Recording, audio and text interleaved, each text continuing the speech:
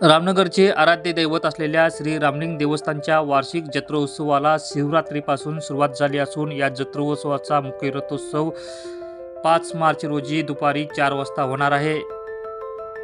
या जत्रोत्सवानिमित्त रविवार दिनांक 2 मार्च रोजी सायंकाळी लहान रथोत्सव होणार आहे। हा रथोत्सव रामलिंग मंदिर ते हनुमान गल्लीपर्यंत ओढण्यात येणार आहे।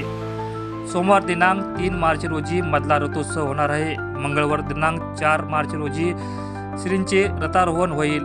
बुधवार दिनांक 5 मार्च रोजी मुख्य रथोत्सव होणार आहे। त्यानंतर 5 दिवस हा जत्रोत्सव सुरू राहणार आहे।